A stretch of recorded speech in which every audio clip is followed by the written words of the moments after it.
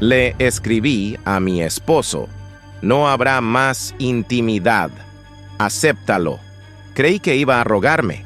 Ese fue el momento en que lo perdí. Todavía puedo ver su cara cuando lo leyó. No fue enojo, ni dolor, solo nada. Como si finalmente le hubiera dado permiso para dejar de importarle. Ahora, mirando atrás desde mi costoso estudio en la playa, escuchando a estudiantes universitarios de fiesta mientras bebo vino sola, me doy cuenta de que aquel mensaje no fue un movimiento de poder. Fue una nota de suicidio para mi matrimonio, firmada por mi propia sensación de derecho. Pero me estoy adelantando. No habrá más intimidad. Acéptalo. 5 palabras. Eso fue todo lo que se necesitó para destruir 8 años. 5 palabras escritas en un momento de rabia y superioridad. Se las envié a mi esposo Tomás, mientras estaba sentada en la cocina de mi mejor amiga Jazmín, borracha de vino y de mi propia rectitud.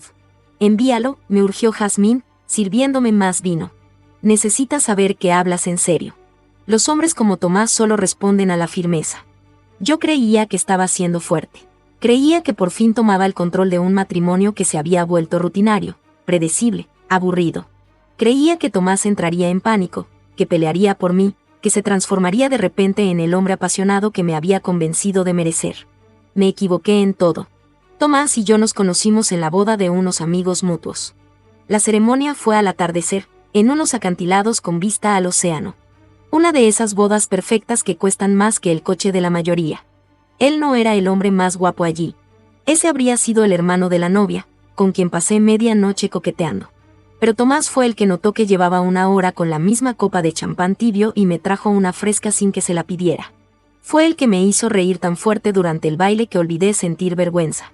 Fue el que me acompañó a mi coche al final de la noche y me pidió mi número con una sonrisa nerviosa que me revolvió el estómago. Esos primeros días eran todo lo que pensé que el amor debería ser. Tomás era atento sin ser pegajoso, romántico sin ser cursi. Recordaba cómo tomaba mi café, un café latte con leche de avena y un shot extra. Notaba cuando me cambiaba el peinado y nunca me hacía sentir tonta por llorar con los anuncios de comida para perros. Tenía una forma de mirarme como si fuera la única persona en la habitación, incluso cuando estábamos rodeados de gente. Salimos durante 2 años antes de que me propusiera matrimonio.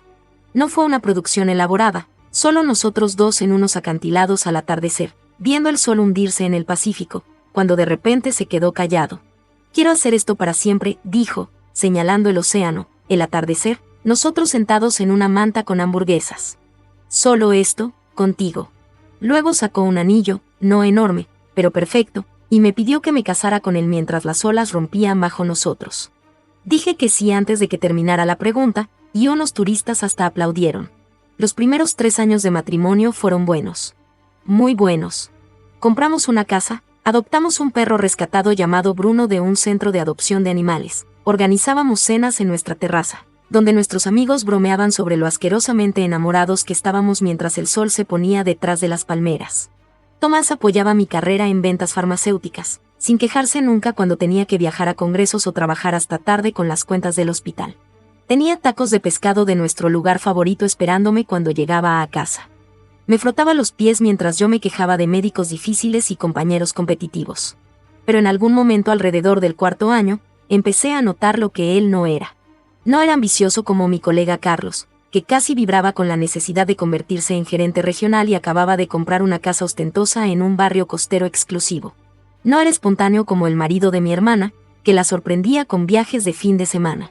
No estaba en forma como los chicos de mi gimnasio, que podían levantar su propio peso y tenían el bronceado perfecto todo el año. Tomás era solo Tomás.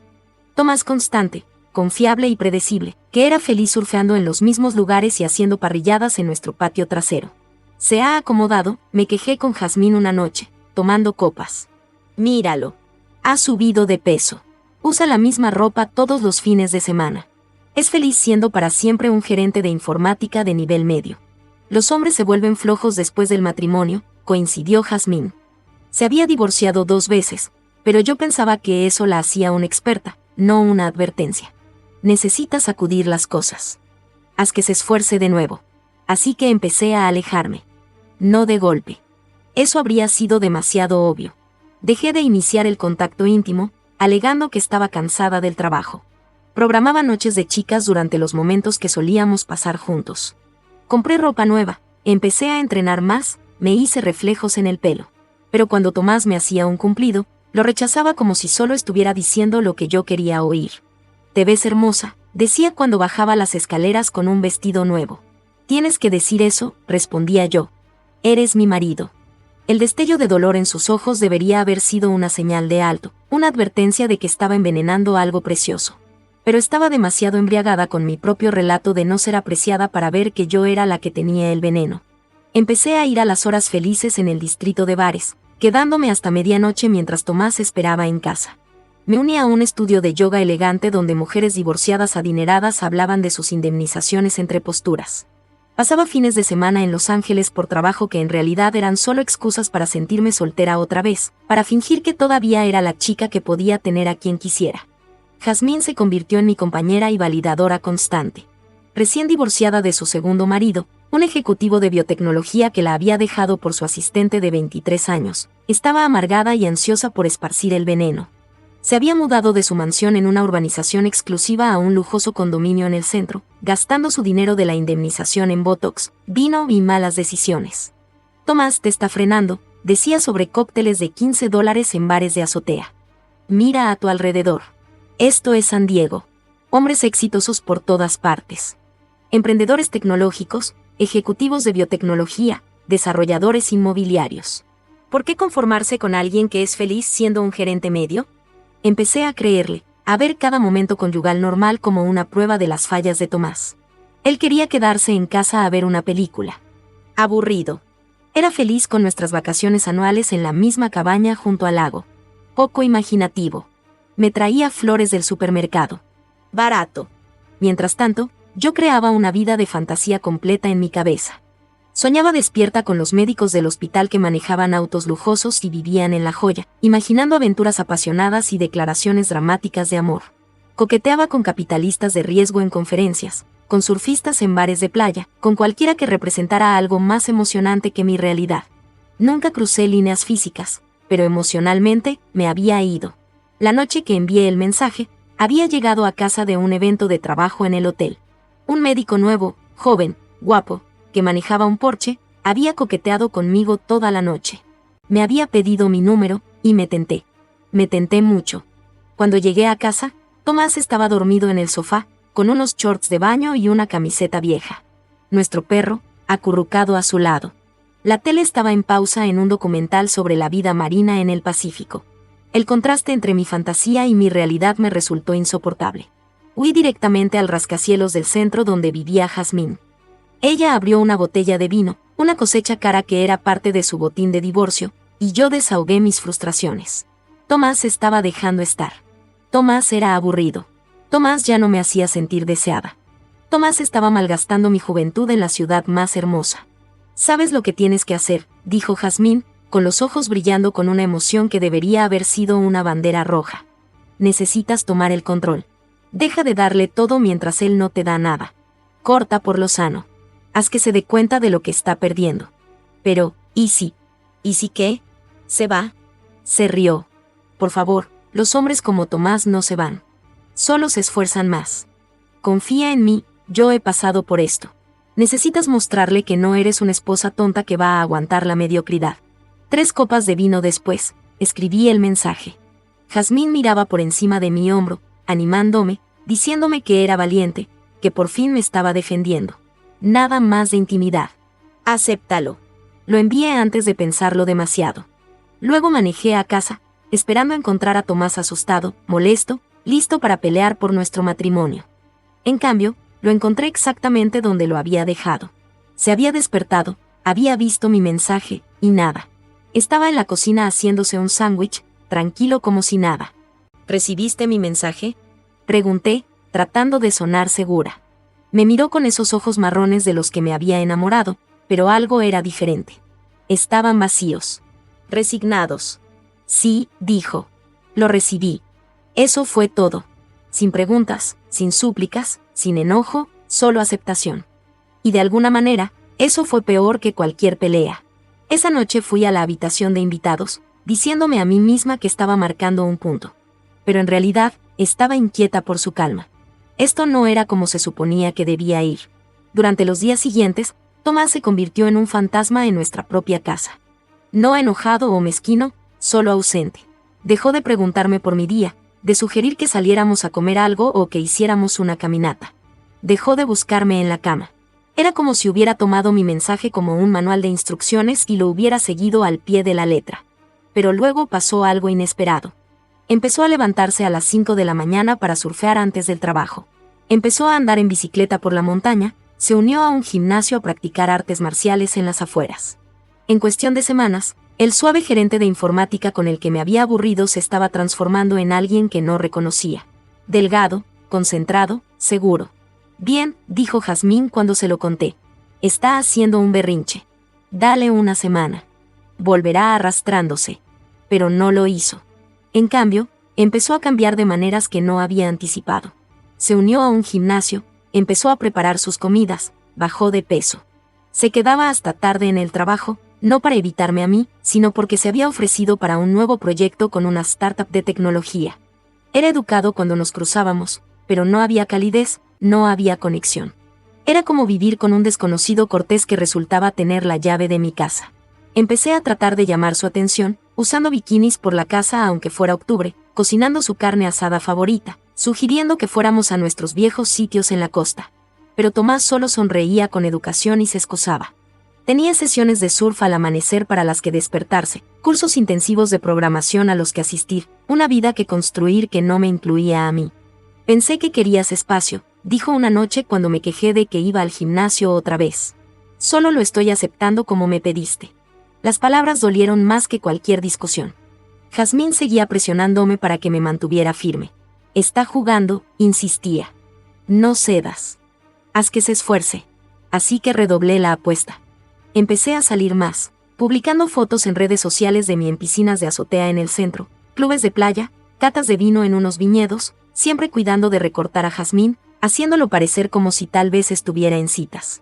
Compré ropa nueva, me arreglaba las uñas semanalmente, actuaba como si estuviera viviendo mi mejor vida. Pero Tomás no parecía notarlo. O si lo hacía, no le importaba. Una noche, como un mes después del mensaje, llegué tarde a casa después de otra noche de chicas y encontré a Tomás en su oficina, con el portátil abierto y papeles esparcidos por el escritorio. ¿Trabajando hasta tarde?, pregunté, recostándome en el marco de la puerta de una manera que pensé que era seductora. Sí, dijo sin levantar la vista. Terminando algunas cosas. ¿Hay algo en lo que pueda ayudar? Fue entonces cuando finalmente me miró, y la desconexión en sus ojos hizo que mi sangre se helara. No, dijo simplemente. Esto es algo que necesito manejar yo solo. Debería haberlo sabido entonces, debería haber visto las señales, pero estaba demasiado enredada en mis propios juegos para darme cuenta de que Tomás había dejado de jugar. Descubrí que eran esos papeles 2 semanas después, cuando me entregaron los documentos de divorcio en el trabajo. Ahí mismo, en la farmacia del hospital, frente a mis colegas y a la mitad del personal médico, un notificador me entregó un sobre y me pidió que confirmara mi nombre. Mis manos temblaron al abrirlo en el baño. Diferencias irreconciliables, división de bienes, acuerdo de custodia para Bruno, todo expuesto en un lenguaje legal frío. Las palabras parecían estériles, casi misericordiosas. Manejé directamente al condominio del centro de Jazmín, sollozando tan fuerte que apenas podía ver la carretera a través de mis lágrimas. Ella abrió la puerta, vio mi cara y su expresión cambió de preocupación a algo más. Molestia, decepción. Me está pidiendo el divorcio, logré decir entre sollozos. ¿Tan pronto?, dijo, y algo en su tono me hizo hacer una pausa. ¿Qué quieres decir con tan pronto? Ella suspiró, sirviéndose vino, pero sin ofrecerme a mí. Quiero decir, pensé que tendrías más tiempo para arreglar las cosas. Los hombres usualmente tardan más en presentar los papeles. ¿Arreglar las cosas? Tú me dijiste que me mantuviera firme. Dijiste que volvería arrastrándose. Jazmín se encogió de hombros. Bueno, supongo que Tomás no es como la mayoría de los hombres. Fue entonces cuando me golpeó. Ella no había estado tratando de ayudarme a salvar mi matrimonio. Había estado tratando de destruirlo. La miseria ama la compañía, y Jazmín había sido miserable durante años. Lo sabías, susurré. Sabías que esto pasaría. Oh, por favor, desestimó, sirviéndose una copa de vino rosado mientras miraba hacia el puerto. No me culpes a mí por tus decisiones. Tú eres la que envió el mensaje. Tú eras la que era infeliz. Yo solo te di el empujón que necesitabas. ¿Necesitaba para qué? Para ser libre. Para dejar de conformarte. Para unirte al club. Hizo un gesto alrededor de su costoso pero vacío condominio, con la vista al horizonte que no podía llenar el silencio. Bienvenida al divorcio número 1, cariño. Confía en mí, se vuelve más fácil. Además, ahora puedes disfrutar realmente esta ciudad en lugar de estar atrapada jugando a la ama de casa. Me fui sin decir otra palabra. Manejé a casa y encontré a Tomás empacando cajas en el garaje. Bruno seguía sus pasos, confundida. Por favor, dije, ¿podemos hablar de esto?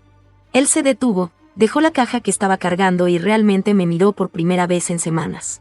¿De qué hay que hablar?, preguntó. Tú dejaste clara tu posición. Nada más de intimidad. Yo lo acepté. Yo no quise. Sí, si quisiste, su voz era calmada, pero firme. Quisiste decir cada palabra. Solo esperabas una reacción diferente. Estaba molesta. Estaba confundida.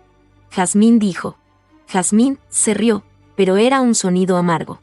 Tú tomaste consejos matrimoniales de una mujer que se ha divorciado 2 veces, que aparece aquí 3 noches a la semana a quejarse de que todos los hombres son basura. Es mi amiga. No, es tu cómplice. Hay una diferencia. Tomó otra caja. ¿Sabes cuál es la parte triste? Yo lo vi pasar. Debí alejarte. Debí empezar a resentirme por cosas que ni siquiera sabía que eran problemas. Seguí pensando que si solo te amaba más fuerte, si era lo suficientemente paciente, recordarías por qué funcionábamos. Todavía podemos funcionar. Supliqué. Podemos ir a terapia. ¿Con qué confianza? Interrumpió.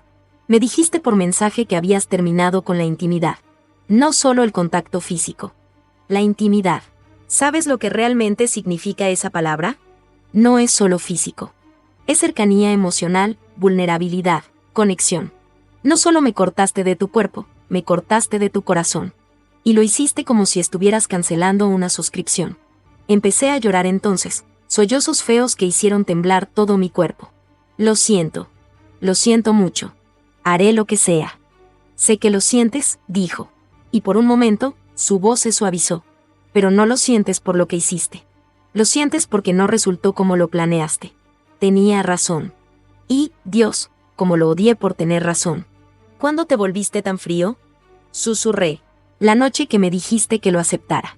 Cargó la caja y pasó a mi lado. Me quedaré con mi hermano hasta que encuentre un lugar.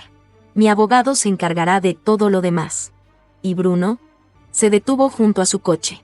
Está en los papeles del divorcio. Compartiremos la custodia. A diferencia de la intimidad, sé que es algo a lo que en realidad puedes comprometerte. El divorcio se finalizó 4 meses después. Tomás fue justo, más que justo. No quiso manutención, no peleó por la casa, incluso aceptó que yo tuviera a Bruno la mayor parte del tiempo. Su generosidad de alguna manera lo hizo peor. Como si solo quisiera liberarse de mí de la manera más rápida y limpia posible. Mantuve la casa, pero no podía pagarla sola. Tuve que vender y mudarme a un pequeño apartamento, rodeada de universitarios y turistas, muy lejos de nuestra tranquila calle. Jazmín y yo nos distanciamos por completo después de que la enfrenté por su papel en todo. Se mudó a otra ciudad, dijo que San Diego ya estaba pasado de moda. El médico del hotel, el del Porsche que había iniciado todo este espiral, me invitó a salir una semana después de que mi divorcio fuera definitivo. Fuimos a un restaurante caro, más de $200 en sushi.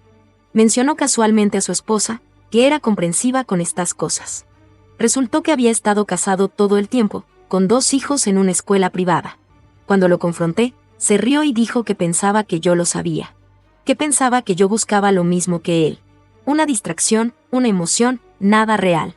He estado soltera durante 6 meses ahora. Probé aplicaciones de citas, salí con algunas personas que me presentaron compañeros de trabajo bien intencionados, pero cada hombre que conozco, lo comparo con Tomás. No el Tomás con el que estaba casada, con el que me aburrí, sino el Tomás que se alejó con calma. El que mostró más fuerza en su silencio que yo en todos mis dramas. Me enteré por amigos en común que le va bien. Lo ascendieron a gerencia senior. Compró un condominio en un barrio moderno con vista a la bahía. Incluso empezó a salir con alguien, una maestra llamada Gracia, que es voluntaria en el refugio de animales donde él ahora ayuda los fines de semana. Se conocieron cuando él iba a recoger a Bruno de la guardería canina. Al parecer, ella enseña en la escuela, y lo hace reír como yo solía hacerlo. No es nada especial, me dijo nuestro amigo mutuo Kevin, claramente tratando de hacerme sentir mejor. Bastante normal. Parece agradable. Agradable. Normal. Todo lo que había pensado que estaba por debajo de mí cuando lo tenía. El mes pasado me encontré con Tomás en el mercado de agricultores de la zona italiana. Estaba en el puesto de café orgánico, con un traje de neopreno bajado hasta la cintura. Había estado surfeando en los acantilados, el lugar donde me había propuesto matrimonio. La transformación estaba completa. Desaparecido estaba el suave gerente de informática con el que me había aburrido. En su lugar había alguien que parecía pertenecer a la portada de una revista de fitness, todo músculos delgados y piel bronceada por el sol. Bruno me vio primero, moviendo la cola, tirando de su correa. «Hola», dije, con una voz más pequeña de lo que pretendía. «Hola», respondió él, educado, distante, como si fuéramos conocidos que alguna vez compartimos algunas clases en la universidad, no 8 años de nuestras vidas. Acaricié a Bruno, que estaba fuera de sí de la felicidad por verme. Al menos alguien estaba contento con este encuentro. «Te ves bien», dije. Y lo hacía. Había mantenido el peso, se vestía mejor, se movía con una confianza que no recordaba que tuviera antes. «Gracias. Tú también». El silencio se extendió entre nosotros, lleno solo por los jadeos felices de Bruno. «Escuché que está saliendo con alguien», me aventuré. Sí, una pequeña sonrisa cruzó su rostro. Auténtica, cálida, del tipo que solía dar por sentado. «Se llama Gracia». Eso es genial. Me alegro por ti». «Gracias», miró su reloj. «Debo irme. Gracia está preparando la cena». «Por supuesto». Di un paso atrás, soltando el collar de Bruno.